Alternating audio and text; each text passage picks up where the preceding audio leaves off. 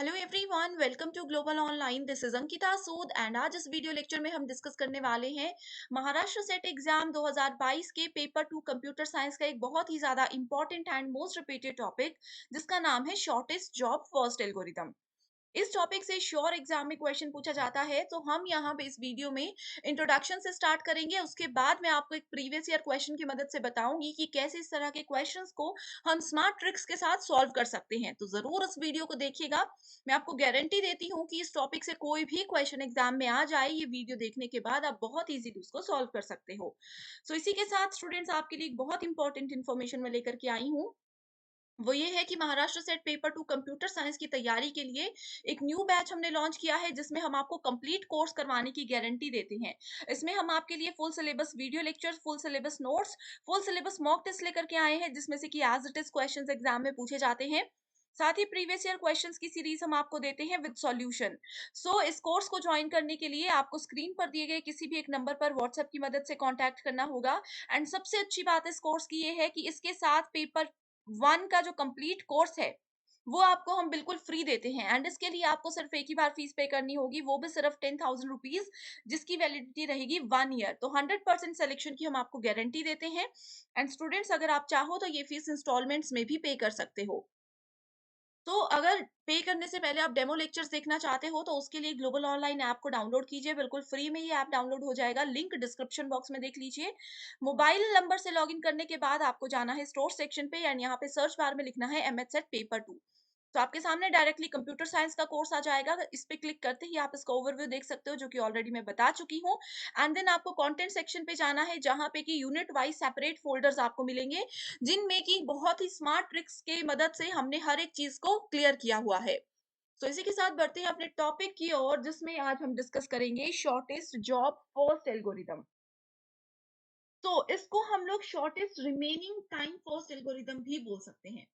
ठीक है, अब देखो स्टूडेंट्स, प्रीवियस लेक्चर जिसका लिंक डिस्क्रिप्शन में आपको मिल जाएगा, उसमें मैंने आपको बताया था कि प्रीएम्प्टिव शेड्यूलिंग क्या होता है एंड नॉन प्रीएम्प्टिव शेड्यूलिंग क्या होता है। तो अगर यही शॉर्टेस्ट जॉब फर्स्ट एल्गोरिदम को अगर हम लोग प्रीएम्प्टिव मोड में यूज करें, तो उसको बोला जाता है shortest remaining time first algorithm. तो आप लोग बिल्कुल भी कंफ्यूज मत होइएगा, बस यही याद रखना है कि अगर प्रीएम्प्टिव है, तो वो शॉर्टेस्ट रिमेनिंग टाइम फर्स्ट होगा। सो इसका न्यूमेरिकल भी मैं आप लोगों को यहाँ पे आज बताने वाली हूँ, ठीक है।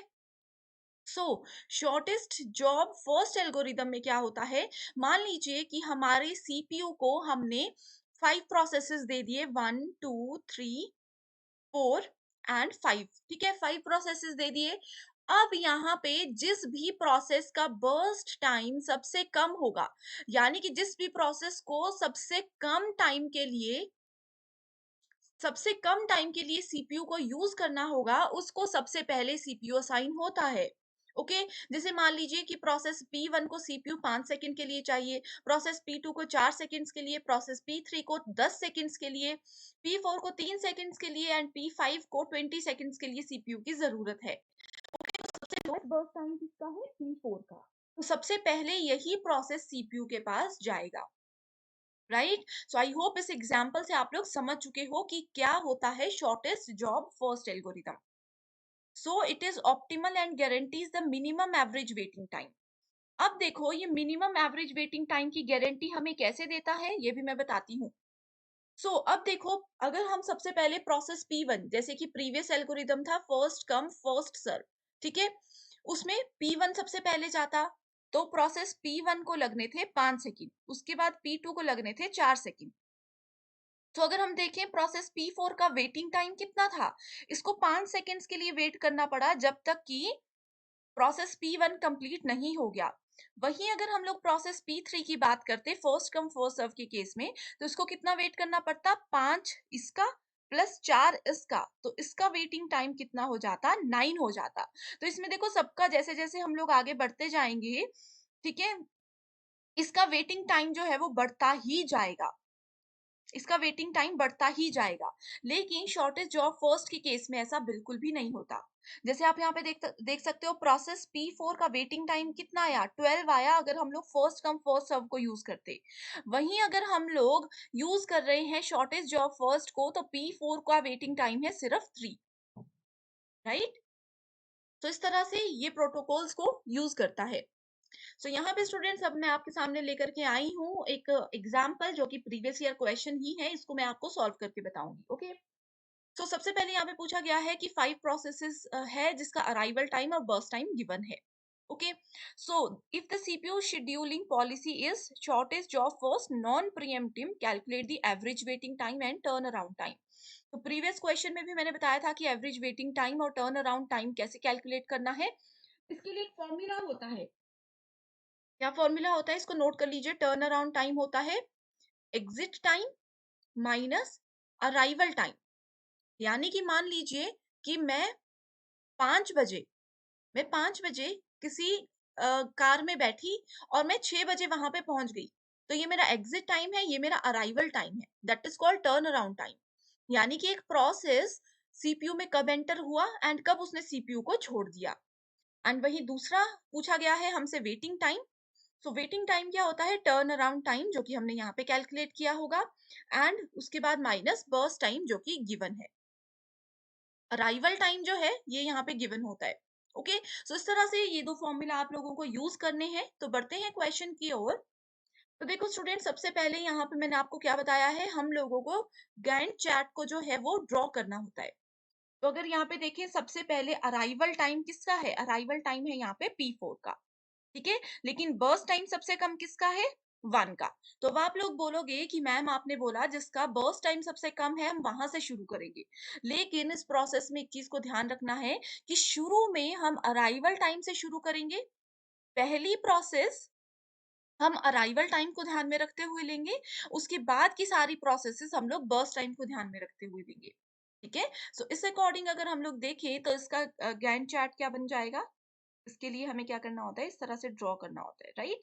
तो सबसे पहले जीरो टाइम पे कौन सा प्रोसेस आ गया, जीरो टाइम पे आ गया प्रोसेस P4।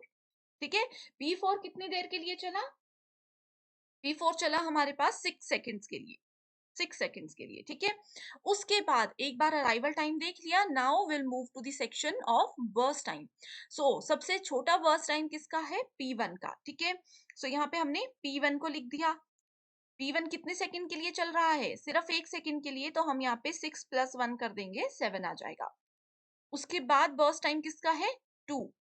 ठीक है, सो यहाँ पे है प्रोसेस P3 का बर्स्ट टाइम है 2, यानी कि 7 + 2 कर देंगे तो 9 आ जाएगा। उसके बाद ये वाला ऑलरेडी कैप्चर हो चुका है, उसके बाद बर्स्ट टाइम आ जाएगा P5 का, कितना है, 3 है। सो ये आ गया 9 + 3 = 12। उसके बाद आ गया हमारे पास 4 जो कि है P2 का पार्ट। सो P2 में 12 + 4 अगर हम करेंगे तो आंसर आ जाएगा 60। ठीक है, सो ये बन गया हमारे पास इस वाले चार्ट का एक गैंट चार्ट। इस गिवन टेबल का गैंट चार्ट हमने बना दिया। अब जो फॉर्मूला हमने यूज किए थे टर्न अराउंड टाइम, ठीक है, क्योंकि इसमें पूछा है देखो एवरेज वेटिंग टाइम और टर्न अराउंड टाइम हम लोगों को फाइंड आउट करनी है। ठीक है, तो उसके लिए वही फॉर्मूला यूज करेंगे। तो सबसे पहले मैं लिखती हूँ turn around time is equals to exit time minus arrival time. ठीक है, सो प्रोसेस P1 का एग्जिट टाइम कितना है, यहाँ पे हम टर्न अराउंड टाइम को कैलकुलेट करेंगे।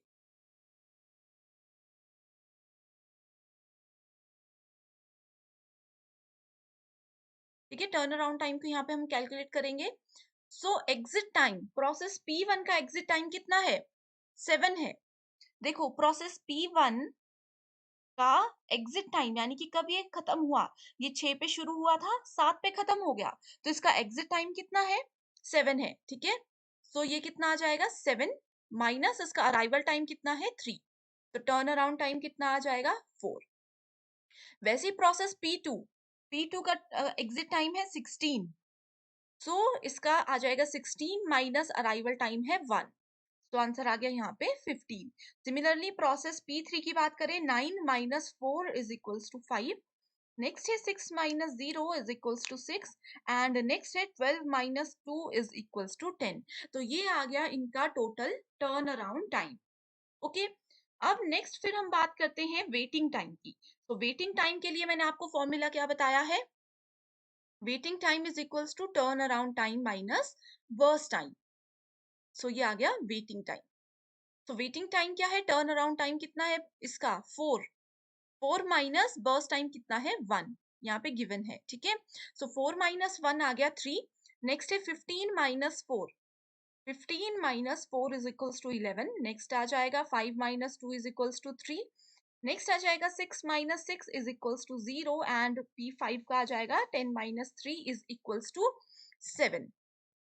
ओके, सो ये हमने देखो स्टूडेंट्स यहाँ पे अभी तक क्या क्या कैलकुलेट कर लिया। यहाँ पे हमने देख लिया turn around time and waiting time, लेकिन क्वेश्चन में पूछा है एवरेज। तो एवरेज कैसे फाइंड आउट करते हैं? इन सभी का sum. Average turn around time is equals to, इन सब वैल्यूज को हमें प्लस कर देना है। 4 plus 15 plus 5 plus 6 plus 10।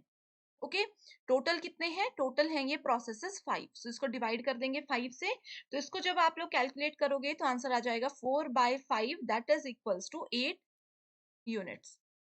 Similarly average waiting time पूछा है तो ये आ जाएगा 3 प्लस 11 प्लस 3 प्लस 0 प्लस 7। इसको जब हम कैलकुलेट करेंगे सो इसका रिजल्ट आ जाएगा 24/5 that is equals to 4.8 units. ठीक है, तो देखो स्टूडेंट्स, इस तरह से हमें ये पूरा प्रोसेस आता होगा तो बहुत इजीली हम लोग क्वेश्चंस को सॉल्व कर सकते हैं। तो ऑप्शंस में ये दो चीजें होंगी।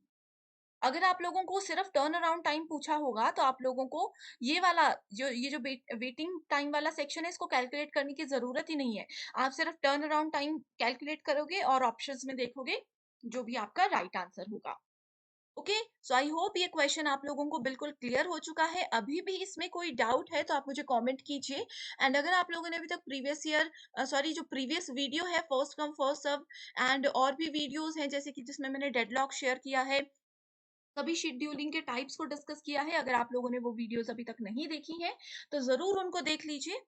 राइट, अगर उनमें भी कोई डाउट है या फिर जो भी क्वेरीज हैं तो आप मुझे कमेंट कर सकते हो। एंड इसी के साथ स्टूडेंट्स, अगर किसी पर्टिकुलर टॉपिक पर आप चाहते हो कि मैं आपके लिए वीडियो लेकर के आऊं तो भी आप मुझे कमेंट कीजिए। मैं नेक्स्ट वीडियो लेक्चर में उसी टॉपिक को कवर करूंगी।